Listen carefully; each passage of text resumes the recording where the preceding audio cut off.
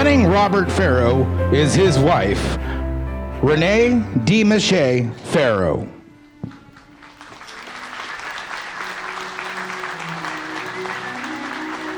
Good morning, everyone.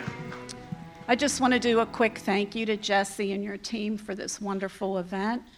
To all of my attendees that came today, my family, and also I want to give a shout out to Gary Harvat, who was my EMT instructor, and I took my test Thursday before my wedding on Saturday. And also I would like to thank Bob McCon, our good friend, and he mentored Bob through this, so thank you.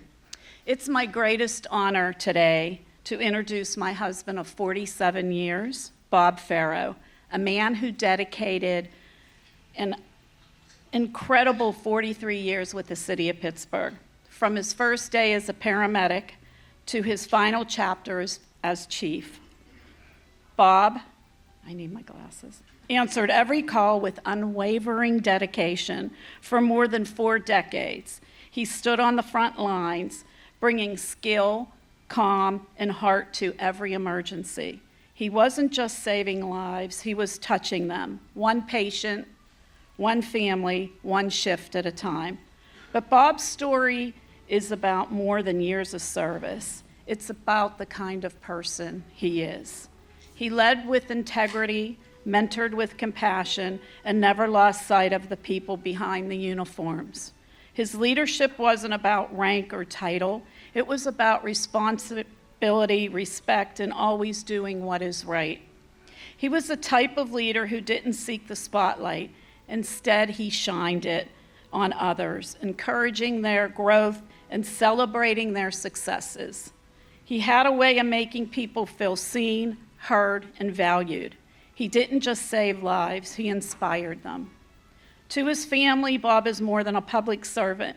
He's a husband, father, grandfather, the steady presence who could walk through the door after a long shift, carrying the weight of the world on his shoulders, but never letting it show. They speak of his empathy, not just in uniform, but at home, how he taught them to listen, to care, and to stand up for others. Of his strength, the kind that doesn't raise his voice except when he was on midnights, but shows up day after day, no matter how hard the road. And closing, a final note from my daughter. Growing up, my daughter Rachel, growing up, my dad was a man of very little words, but when he spoke, you knew to listen. Today, he's a man of more words, especially when giving speeches. Consider this your warning, but his words will make you think, smile, and laugh. It's my honor again to introduce Bob Farrow.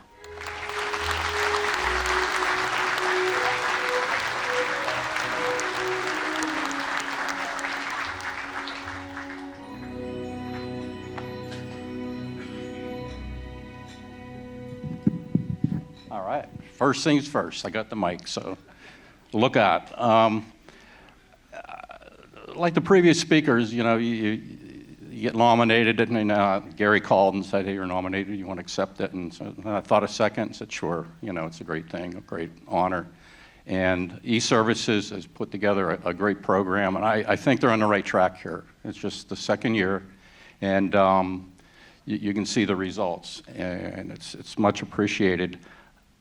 I am very humble, and to be called a legend is just like, I don't know exactly what to say about that. So I looked it up, and I didn't use Merriam-Webster, JR, I used Google, and took the first 3 hits, came out, and it just basically said, extremely famous or notorious person, especially in a particular field. Well, I don't know. Notorious describes me more than the other term. So, but anyhow, I think it's dedication, and like she said, I was Pittsburgh EMS for 43 years. Before that, I was in the volunteer sector on Plum Borough, and I'll touch upon that a little bit. And I've enjoyed it. It was my life's work. How many people? Well, quite a few, evidently. Don't look around the room. Have a job for 43 years in one, with one employer. Doesn't happen often nowadays, especially with different generations and the way the world is. So in that regard, I feel very blessed to be able to perform and rise through the ranks in Pittsburgh EMS to where I was chief. I retired in 2018. It'll be 7 years in August. And like I said, I love coming to work every day. It was great. I lie a little bit. Some days were better than others. But it was a challenge, and that's going through life. I think that's what keeps us going. It's a challenge and a paycheck to pay the bills. But regardless, we had a lot of fun throughout the years. I started, well, first off, family, I thank Renee for introducing me. I have 3 wonderful children, Rob, Rachel, and Ryan. Ryan couldn't be here today. He's living right now in South Carolina.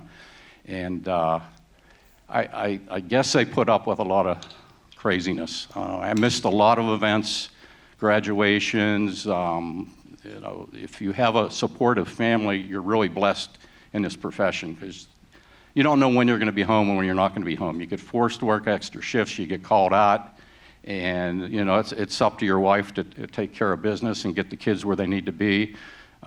They all played sports and so forth, so she was driving around in Ohio, Pennsylvania, Canada, and everybody probably thought she was separated or divorced, because I usually wasn't there. Something was going on. But anyhow, it worked out, and the kids are great. 3 grandkids and 1 on the way, and looking forward to that. I started out relatively young, not unlike everyone else that was up here. I was I was in high school, and I joined a group called Explorer Scouts. And nothing to do with the Boy Scouts of America, Eagle Scout or Scouting System. It's just a group got together. A guy that belonged to Unity Fire Department started it. There's 8 or 10 of us. And we got kind of adopted by the fire department to do simple tasks. Legally, we weren't allowed to do a lot. We weren't allowed to fight fires. This is before we had ambulances, before EMS was even a thought. And when I'm writing this, it dawned on me after so many years, I'm like 67, 68 now? I don't know, I'm old. But they liked us because we did all the work they didn't want to do. We're cleaning up after bingo, sweeping floors, setting up chairs, tearing down chairs, setting up tables, washing trucks, making sure, we were pretty good at maintaining equipment, which was necessary, but so we did all the grunt work, basically. And that's fine. We loved doing it. And then a gentleman in the department worked for the Bureau of Mines, and he was going to teach us first aid. It was a Bureau of Mines first aid course, and I still have the card today from that class. And basically they taught you controlled bleeding, pressure points, direct pressure, and so forth. And it was before they taught CPR, and apparently before they taught mouth-to-mouth. The form of resuscitation back then was, I think it's called the Sylvester method or something. You lift your arms up, press them down over the chest, and expel out goes the good air, or out goes the bad air, and comes the good air. And obviously, if anybody did that, they probably didn't survive. I'm sure of that. So, but we got that, and shortly afterwards, CPR, and that was being taught everywhere, and we did learn that. But that was my first introduction to EMS, I guess, or whatever it might be. And 2 years later, the Borough of Plum purchased 2 ambulances, one for Unity Fire Department, one for Holiday Park Fire Department. And we obviously had to train personnel to work them. And the standard then, new course was EMT. And you've heard talk about that in the little card they give you. I got one of those too. And it was nice. But I took the EMT course taught by Glenn Cannon and Gary Fulton at our fire department. And you hear Glenn's name a lot everywhere because he was basically the father of EMS in Western Pennsylvania. And I sat through the class, and we get up there one night to take the test, and I get called out of the room. Well, here we go again. That's me. I probably did something I shouldn't have done. But anyhow, I wasn't old enough to take the test. You had to be 16. I was still 15, didn't turn 16 for probably 4 or 5 weeks. So I had to get on the bus when I got to be 16, go down to the state office building downtown, take the exam, and the rest is history. So I ran ambulance out in Unity for 2 years, and they're looking now to upgrade training for a lot of us to paramedic. I was great. I'll do that. I'm in high school. I got evenings open. So I went to Columbia Hospital paramedic training program there. A lot of people in this room went there. And the medical director at the time was a Dr. Shatner. And once we completed the course and passed whatever tests we had to pass, it wasn't a lengthy course. We had to meet with him to get off, get his blessing or command, I guess you could say. And back then, there was no way of communicating. We didn't, have radios even to talk to them. Luckily, you can maybe call on a phone and get a hold of a doctor or something if you had a question. But basically, in his famous words, Dr. Shatner was what? I don't know a lot of people know it. Save the strips. Save the strips. Well, yeah, that works well. I remember we had our first cardiac arrest, and we resuscitated the lady. We thought it was a cardiac arrest. But we saved the strips, and ended up she was like in a SVT or something. But she went unconscious, pulseless, and stopped breathing. So we basically cardioverted her. All right, so it was, he took exception to that a little bit, but that was all right. He was a good nature, It's like, okay, you're learning, that's fine. And from then we continued to run. I would skip school to run ambulance, typical thing. High school, I didn't care for it too much. So I'd spend, maybe in my senior year, 1 day a week or so, or a group of us would skip, go up to the fire department, and we'd answer ambulance calls because we didn't have any fires. They just didn't happen very often. So that was that. And then the city of Pittsburgh, we found out they were hiring. So 4 of us from the fire department that were paramedics got in a car and drove down to some building downtown. I think it's the old Penn Station building. And we went up to like 4th, 5th floor. There's a desk in a room, and Glenn Cannon sitting behind a desk. He's hiring people. It's his service. So I walk in, there's 4 of us. He talked to us for like 10, 15 minutes and goes, hey, I like what I see. I'm going to hire all 4 of you because they needed people and they needed them quick. So we fit the mold. And I guess we looked all right. I don't know. So he goes, there's only one problem. And I go, oh, here we go. He goes, you got to live in the city of Pittsburgh. I said, my grandfather lives in Mount Oliver. He goes, that's not good enough. That's not city of Pittsburgh. So in the car we go into Oakland, driving around. We see a house on Dawson Street, for rent sign on it. Knock on the door. Hello, how you doing? Yeah, we need an address. We need it by tomorrow. Can we sign a lease real quick so we can? And okay, how much is it?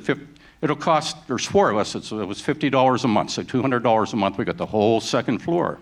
Real nice, We loved it. We stayed there, and it was college town, so there was a lot to do, a lot going on in Oakland. So we ended up working as an EMS in Pittsburgh, and it was all 4 of us were there for. Well, I was there Barry Warble. I don't know if you know some of him. He's got more than 43. I can't remember how many he has, like 45 years or something.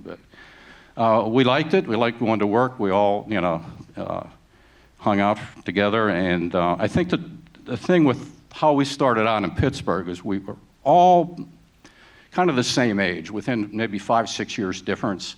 All had the same work ethic. We got to be friends with everybody. It was a smaller organization. Back then, we were under 50 people probably. And so the camaraderie was great, and we were all willing to work hard and learn. And initially, everybody stayed quite a long time. The turnover was very low, but then some people started, to catch on, and the shifts weren't real great. And people aspire to do different things, be doctors, go to nursing school, and move into the education field and so forth. So, but I think the building blocks were set early on by Glenn and some other folks, the recruitment from Penn Hills, a lot of the supervision, and they got some folks from Freedom House that filled some of the supervisory roles initially that mentored us a little bit.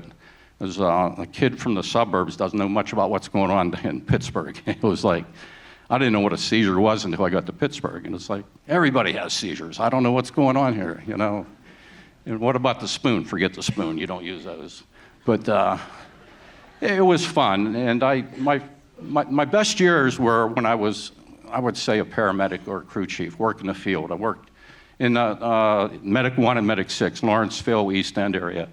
And I worked with some really great, fun people, and picked up a nickname along the way and a few other things. But one day we're coming back, short story, to the station. I'm on Thomas Boulevard, and 2 blocks away from us, we used to be dispatched with the Pittsburgh police on their radio channel. and I hear Mandan foaming from the mouth, 2 blocks from where we were. And I'm going like, well, and they didn't send us on everything because we were busy, they were busy, and some of the dispatchers didn't really believe in EMS at the time, so they were a little hesitant to send us on some of the calls.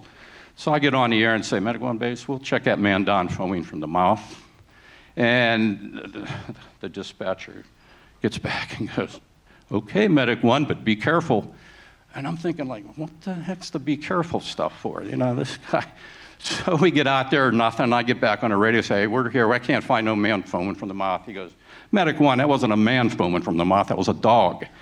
I was like, oh, yeah. Then it started over the radio, all the barking and everything else. And it was just like, I get back to the station, the firemen, we had little Bearcat, monitors there. They heard it, and then I got the nickname.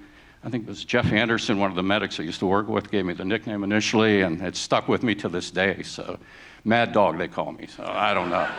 I don't look like a mad dog, but I gotta go with it because that's what it is. And everybody seemed to get a nickname over the years, so it was appropriate. It was fun. But getting back to Dawson Street, another story. We got the lease for 1 year. We lived down there, the 4 of us, and we got another nickname, of course, the Dawson Street Gang, whatever that is, because all 4 of us lived in the same place. And there was an Italian couple, nice people, very nice people. But the second floor had a bathtub. None of us took baths. You guys, you don't take baths, you take showers. So, one day I think through 11, I get down about 1:45, hurry up, I gotta get a shower. You get a shower, you go in the basement. They have a Pittsburgh shower and a Pittsburgh toilet in the basement. So I'm down there showering, I come out, and there's the lady who we're renting off of, an Italian lady, very nice lady. She's kind of holding clothes, looking at me. And I'm like, whoa, And she goes, oh, little boy, don't worry about it. She called me little boy, so you know what that meant. So I was like, no, But I'll never forget that, and that's the last time I showered in that place. I go to the fire station early and shower or whatever. But they were quite the family there. Very nice, very, very good to us. They loved EMS people because we paid the rent on time, so it was good. But basically throughout the years, I progressed not so much, I wonder why I'm here, because I'm more of an introvert than an extrovert. And I'm not a comedian, I'm not a speaker. I never liked speaking, and as the higher up you went in EMS, the more you had the opportunity to get in front of a group and speak. Not opportunity, you were expected to do so. And, you go to events and the mayor would be there talking, and all of a sudden he turned to you and he goes, Chief, you want to say a few words? It's like, no thanks. You couldn't say that though. You said, yeah, okay, all right. And then you kind of, nothing prepared, you just go up and do it. And that part of it that came with the territory, that was fine. But I spent 43 years in Pittsburgh EMS. I would say my best years obviously were the field. Being a field supervisor, that was my first big promotion. And that was nice too. You're a shift supervisor, so the city was always divided in 2. You get to manage half the city, and that was a lot of fun. A lot of great people working for us. We did a lot of good things, a lot of real good patient care. And then I got promoted again to rescue division supervisor, then deputy chief, then chief. Well, the job changes. Anybody that's been in that position, gone from, being in the field to moving up to administration, realizes it's a different job. It's more demanding and mentally in that, but physically it's less demanding. You're not lifting anymore, so it's the good and the bad and the ugly. It's just, you deal with it. And I really, I can't say that I ever wanted to be chief of a bureau like that. I just hung around too long and ended up there. So I only spent 2 years there, and I hit the age of 62, Social Security, and I'm looking financially and family, grandkids, and said, it's time to retire. I'm done. And that's what I did. So it was a great career. Loved it. Loved every minute of it. I think, in kind of closing here, and I gotta look at the clock. I got 4 minutes yet. The problems they're facing today, and it's kind of, I sit back at home and think about my career and how I started. maybe we need to be looking at the younger people, consider EMS instead of an educational thing. Now it's like a Bachelor of Science, you get a degree in EMS, pre-hospital care. Maybe we should be looking at it as a trade, something like how we started out. Just focus on what's important in EMS, get people interested. And it takes a special person. You just can't grab somebody off the street and say, you're going to be a paramedic. All right? And the first thing they tell you is, I want to be a police officer or a firefighter. Why is that? Well, they make more money and it's easier work. Okay, whatever. But, it's really hard. I feel bad for the current the situation as it is, and I don't have a lot to offer to make it better. I know when I was there in 2018, that was a talk of all the, we go to conferences and how do you retain people in EMS? How do you keep them going? So I don't know. It's you gotta love what you're doing to do this job. You gotta have empathy. You gotta care about people. You gotta have a good work ethic and a strong upbringing. And those people are hard to find nowadays. Everybody wants to make six figures sitting behind a computer. That doesn't work in EMS. There's not too many of those jobs. So, however it evolves, it's not going to be simple. A shout out to all the volunteers. I was in the volunteer fire department EMS for a while. I don't know. The far and few between, and anybody that does that on a volunteer basis, God love you. And it's needed and appreciated very much. And even the paid, I look at some of the salaries now and I'm like, whoa, I should have stuck around another 5 years. I'd have been a lot better off. It's just like the money's gone up, but the epidemic had a lot to do with it. The pandemic crushed hospital, EMS and healthcare in general, nursing and so forth. Everything, hospitals are closing floors not because they don't have patients. We're in an aging community. It's because they don't have staff to keep them open and run them, the way they should be. So hopefully we rebound from that. And teachers short, I remember teachers are always short for a period of time, then they raise salaries and everybody wants to be a teacher and you can't get hired, and then all of a sudden there's a shortage again. So I'm hoping it cycles, somehow, some way, because you're not going to replace anybody being able to come to your house. AI is not going to bring a paramedic to your door and make them carry you down the steps and provide patient care and get you to the hospital. It's just not going to happen. So it's something that is a problem. And, I look around this room and we had some of the greatest managers ever in this end of the state, Western Pennsylvania, as far as EMS goes, and like JR. And I don't know how I fit into this group. I'm kind of still scratching my head going, I don't know. But, I base it on longevity and treating people. You treat people like you want to be treated. If you're a manager, you got to know how to get the most out of your people. Some people they don't need anything. You look at them, they do their job day in and day out. Others, they need a little, hey, you're doing a good job, but maybe, a little direction won't hurt. And some people need a lot of direction. They always, one of the things I was tasked with was handling complaints. Boy, you talk about having a good time. I'd come in the morning, there'd be like 3 or 4 calls, call people back, complaints, okay. I called this one guy back, and I remember it real well. Call him up, he lived in Lawrenceville. Medic 6 went to his house, and I go, well, sir, what happened? What's wrong? He goes, that paramedic, he gave me his name. I said, yeah, he's a good paramedic. Having any problems with him? He goes, he was too nice. And I was like, he was what? He was too nice to me. I said, what do you mean? Give me an example. He says, I don't know. He was just too nice, and I didn't appreciate it. I said, all right. So, every complaint, you got to type up all this stuff and the address and phone number and write down what the complaint is. So I called the medic up. I go, Jerry, I go, what? Quit being nice to people. He goes, what do you mean? I said, I'm always nice to people. I said, yeah, well, this guy called and complained. He laughed. We had a good chuckle about it. But usually, people just need educated in what we do. They don't understand some of the things we're doing, and they take exception to it. But, that was probably the hardest part of my job for a period of time, was handling the complaints. So, but they're far and few between if you look at the percentage, and it's no different than any other profession. I don't care where you work, you're going to have complaints. So, but anyhow, I again, appreciate the honor. It's good that I'm here, I guess. I don't know. I'm standing upright talking to you, so it's a good day.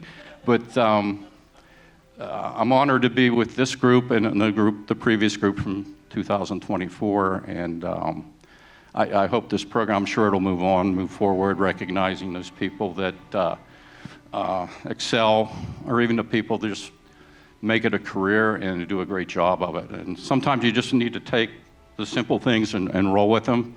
And like, a job is no good unless you enjoy it, especially if 43 years worth of work, and I enjoyed every day of it. Thank you.